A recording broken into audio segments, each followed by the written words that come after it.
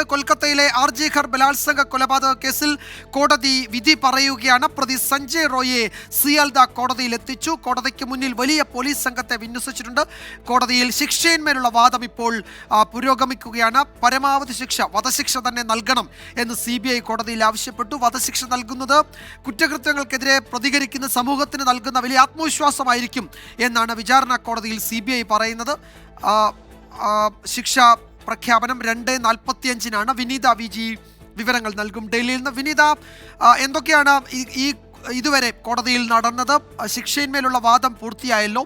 പ്രതിക്ക് വധശിക്ഷ തന്നെ നൽകണമെന്ന് CBI ആവശ്യപ്പെട്ടിട്ടുണ്ട്. ഏത് സാഹചര്യം ചൂണ്ടിക്കാട്ടിയാണ് ഈ പ്രതി ഇളവ് തേടിയത് കോടതി മുൻപാകെ? വിജയകുമാർ, ഈ ശിക്ഷ അത് എന്താണെന്നുള്ളത് 2:45 കോടതി പറയും. മറ്റ് നടപടിക്രമങ്ങളെല്ലാം പൂർത്തിയായിരിക്കുകയാണ്. ഇന്ന് കോടതിയിൽ ഏറ്റവും പ്രധാനമായും പ്രതി പറഞ്ഞത് താൻ നിരപരാധിയാണ് ഈ കേസിൽ എന്നുള്ളത് തന്നെയാണ്. താൻ ഗൂഢാലോചനയുടെ ഇരയാണെന്നും താൻ ഇങ്ങനെ ഒരു കൊലപാതകമോ അല്ലെങ്കിൽ ലൈംഗിക അതിക്രമമോ നടത്തിയിട്ടില്ല എന്നാണ് പ്രതി സഞ്ജയ് റോയ് കോടതിയിൽ പറഞ്ഞത്. പക്ഷേ അതേസമയം ഈ കേസുമായി ബന്ധപ്പെട്ട് കഴിഞ്ഞ വാദം നടക്കുന്ന വേളയിൽ തന്നെ നിങ്ങൾക്കെതിരെയുള്ള തെളിവുകളൊക്കെ തന്നെ തെളിയിച്ചിട്ടുണ്ട് എന്നും താൻ കുറ്റക്കാരനാണെന്ന് തെളിയിച്ചിട്ടുണ്ടെന്ന് കോടതി തന്നെ പറഞ്ഞിട്ടുണ്ടായിരുന്നു. ഈ കാര്യങ്ങളൊക്കെ തന്നെ കഴിഞ്ഞ ദിവസം ഈ കേസ് പരിഗണിക്കുന്ന വേളയിൽ താൻ ചൂണ്ടിക്കാണിച്ചതല്ലേ എന്നും കോടതി ഈ പ്രതിയോട് ചോദിച്ചിട്ടുണ്ടായിരുന്നു. തന്നെ കേൾക്കാൻ പോലും തയ്യാറായിട്ടില്ല എന്നാണ് പ്രതി ഇന്ന് കോടതിയിൽ ആവർത്തിച്ചിട്ടുണ്ടായിരുന്നത്. ഒപ്പം തന്നെ ഈ ചില പേപ്പറുകളിലടക്കം തന്നെ നിർബന്ധിച്ച് ഒപ്പുവയ്പ്പിച്ചതാണെന്നും പ്രതി സഞ്ജയ് റോയ് കോടതിയിൽ പറഞ്ഞു. താൻ ഈ കൃത്യത്തിൽ പങ്കെടുത്തിരുന്നുവെങ്കിൽ താൻ ധരിച്ചിരുന്ന മാല അത് പൊട്ടിപ്പോകുമായിരുന്നു എന്നൊരു വിചിത്ര വാദമാണ് പ്രതി ഇന്ന് കോടതിയിൽ ഉന്നയിച്ചിട്ടുണ്ടായിരുന്നത്. ഒപ്പം തന്നെ താൻ നിരപരാധിയാണെന്ന പ്രതി സഞ്ജയ് റോയ് കോടതിയിൽ ആവർത്തിച്ചു. ഈ പ്രതിക്ക് വധശിക്ഷ നൽകണമെന്ന് CBI തന്നെ കോടതിയെ പറഞ്ഞിട്ടുണ്ടായിരുന്നു. ഒപ്പം തന്നെ CBI പറഞ്ഞ മറ്റൊരു കാര്യം, ഇത് ഇത്തരത്തിൽ റയറസ്റ്റ് ആയിട്ടുള്ള ഒരു കേസാണ് എന്നാണ് ഈ CBI ഈ കേസിനെ വിശേഷിപ്പിച്ചിട്ടുണ്ടായിരുന്നത്. ഒപ്പം തന്നെ ഈ ഗൂഢാലോചനയുടെ ഇരയാണ് താനെന്നാണ് ഇതിന് മറുപടിയായി പ്രതി കോടതിയെ അറിയിച്ചിട്ടുണ്ടായിരുന്നത്. താൻ ബലാത്സംഗമോ ഇങ്ങനൊരു കൊലപാതകമോ ചെയ്തിട്ടില്ല എന്നും പ്രതി പറഞ്ഞിട്ടുണ്ടായിരുന്നു. നേരത്തെ സൂചിപ്പിച്ചതുപോലെ അപൂർവങ്ങളിൽ അപൂർവമായ കേസാണിതെന്നാണ് CBI കോടതിയിൽ അറിയിച്ചത്. പ്രതിക്ക് വധശിക്ഷ ഉറപ്പാക്കണമെന്നും CBI കോടതിയിൽ ആവശ്യപ്പെട്ടിട്ടുണ്ടായിരുന്നു. ഒപ്പം തന്നെ ഈ കൊല്ലപ്പെട്ട വനിതാ ഡോക്ടർ ഇര അവർ ഈ സമൂഹത്തിന് മുതൽക്കൂട്ടാകുമായിരുന്ന ആളായിരുന്നുവെന്നും CBI കോടതിയെ അറിയിച്ചിട്ടുണ്ടായിരുന്നു.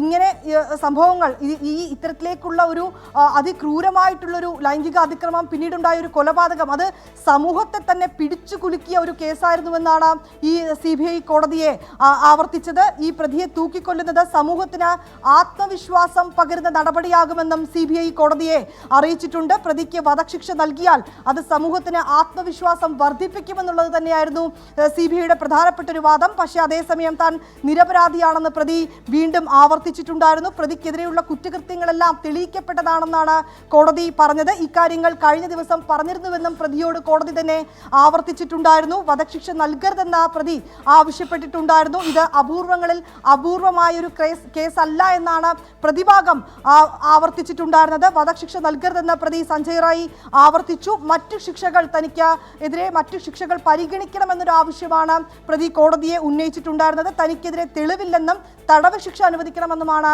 പ്രതി ആവശ്യപ്പെട്ടിട്ടുണ്ടായിരുന്നത്. 2024 ഈ കേസിൽ പ്രതിക്ക് വധശിക്ഷ തന്നെ നൽകണമെന്ന് മുഖ്യമന്ത്രി മമതാ ബാനർജി തന്നെ പൊതുവേദിയിൽ പറയുന്ന ഒരു സാഹചര്യമുണ്ട്. അപ്പോൾ ഈ കേസിൽ ഇപ്പോൾ ഡൽഹി സംഭവത്തിൻ്റെയൊക്കെ പശ്ചാത്തലത്തിൽ, നിർഭയ കേസിൻ്റെ ഒക്കെ പശ്ചാത്തലത്തിൽ ഈ പ്രതിക്ക് പരമാവധി ശിക്ഷ നൽകണമെന്നത് CBIയുടെ ഒരു ആവശ്യമാണ്.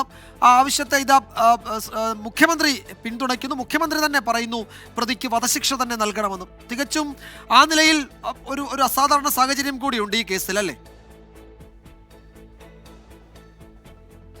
തീർച്ചയായും വിജയകുമാർ, മമതാ ബാനർജി തന്നെ പറയുന്നുണ്ട് അതായത് തുടക്കം മുതൽ തന്നെ ഈ കേസുമായി ബന്ധപ്പെട്ട ചില വാദപ്രതിവാദങ്ങളും സർക്കാരിനടക്കം പ്രതിരോധത്തിലാക്കുന്നതിനുള്ള ചില പരാമർശങ്ങളൊക്കെ നേരിട്ടിട്ടുണ്ടായിരുന്നു. ഇതിന് പിന്നാലെയൊക്കെയാണ് ഇപ്പോൾ മമതാ ബാനർജിയുടെ തന്നെ പ്രതികരണം ഉണ്ടായിരുന്നത്. അതിൽ പറയുന്നത് പ്രതിക്ക് ഏറ്റവും പരമാവധി ശിക്ഷ തന്നെ നൽകണം, അതായത് അത് വധശിക്ഷയാണ്, അത് ഉറപ്പാക്കണമെന്ന് തന്നെയാണ് മമതാ ബാനർജി അടക്കം ആവശ്യപ്പെട്ടിരിക്കുന്നത്. ഒപ്പം തന്നെ ഇന്ന് ഏറ്റവും നമുക്ക് എടുത്തു പറയേണ്ടത് ഈ പ്രതിയുടെ മാതാവിൻ്റെ ഒരു പ്രതികരണം വന്നിട്ടുണ്ടായിരുന്നു. അതിൽ അവർ പറയുന്നു പറയുന്നത് തൻ്റെ മകന് ഇത്തരത്തിലേക്ക് ഒരു വധശിക്ഷയാണ് കോടതി വിധിക്കുന്നതെങ്കിൽ പോലും അതിൽ ഞങ്ങൾക്ക് എതിർപ്പില്ല എന്ന പ്രതിയുടെ മാതാവ് തന്നെ പറയുന്നു. കാരണം അത്രയും വലിയൊരു കുറ്റകൃത്യമാണ് തൻ്റെ മകൻ ചെയ്തത്.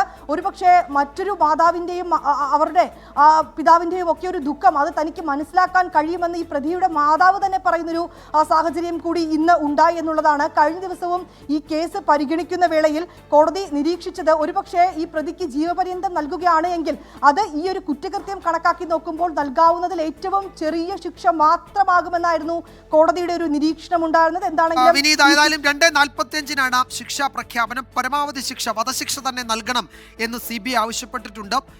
ഇതിൽ പ്രതിക്ക് പരമാവധി ശിക്ഷ അത് വധശിക്ഷ നൽകുന്നതിൽ എതിർപ്പില്ല, നൽകുന്നെങ്കിൽ അത് കോടതിയുടെ തീരുമാനം, അതിനെ എതിർപ്പില്ല എന്ന് പ്രതിയുടെ മാതാവ് തന്നെ പറയുന്ന ഒരു അസാധാരണ സാഹചര്യമുണ്ട്. അതുപോലെ മുഖ്യമന്ത്രി മമതാ ബാനർജിയും ഈ പ്രതിക്ക് വധശിക്ഷ നൽകണമെന്ന് ആവശ്യപ്പെട്ട് രംഗത്ത് വന്നിട്ടുണ്ട്. ഒരു അതിഗുരുതരമായ ഒരു കുറ്റകൃത്യം, അതിനെ തുടർന്നുണ്ടായ വലിയ വിവാദങ്ങൾ, രാഷ്ട്രീയ ചർച്ചകളൊക്കെ ഈ കേസുമായി ബന്ധപ്പെട്ട് നമ്മൾ കണ്ടതാണ്. അപ്പോൾ അതിൻ്റെ വിധി, ഇതിൻ്റെ അയാളുടെ ആ പ്രതിയുടെ ശിക്ഷ എന്നത് രാജ്യമാകെ ശ്രദ്ധിക്കുന്ന ഒരു കേസ് കൂടിയാണ്. 2:45 വിചാരണ കോടതി, CBI കോടതി അതിൽ ഉത്തരവ് പറയാൻ പോകുന്നത്.